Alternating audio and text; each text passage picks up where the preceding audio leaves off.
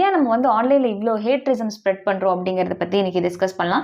இது வந்து ரொம்ப பேசிக் மேனர்ஸ். ஒரு ஆன்லைன் பிளாட்ஃபார்ம்ல நீ எப்படி இருக்கணும், மத்தவங்களை எப்படி ட்ரீட் பண்ணணும் அப்படிங்கிறது ரொம்ப பேசிக்கான மேனர்ஸ். இப்போ வந்து நீ உன் வீட்டு முன்னாடி உட்காந்துருக்க, உன் வீட்டு முன்னாடி உட்காந்து என்னமோ பண்ணிட்டு இருக்க, சரியா? அது உன் வீடு, உன் வீட்டு முன்னாடி வாசல், அங்க உட்காந்து நீ பாட்டுக்கு சாப்பிடுற, குப்பை வீசுற, ஏதோ ஒன்று பண்ணிட்டு இருக்க, நீ பக்கத்துல கூட இருக்கவங்க கிட்ட பேசிட்டு இருக்க, என்னமோ பண்ணிட்டு இருக்க. ரோட்ல போறவன் எவனோ வந்து உன்னை பார்த்து ஏதோ ஒன்று கெட்ட வார்த்தையில அசிங்கமா திட்டிட்டு போறான் அப்படின்னா நீ அவனை வந்து சும்மா விட்டுருவியா? இல்ல அவங்கள ஏன் இப்படி பேசினாங்க அப்படின்னு சொல்லிட்டு ஒரு ஆர்குமெண்ட் வரும், அங்க ஒரு ஃபைட் வரும்.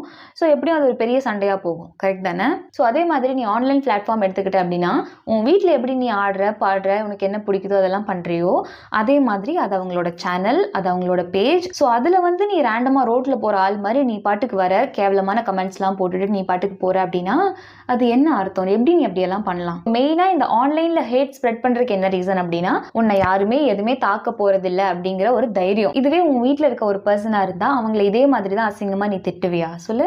ஒருத்தரை பத்தி நீ கேவலமா பேசும்போது அவங்கள பத்தின கேரக்டர் வெளியே வருதோ இல்லையோ, இன்னொரு கேரக்டர் என்ன அப்படிங்கிறது நல்லாவே எல்லாத்துக்கும் தெரிய ஆரம்பிச்சிடும்.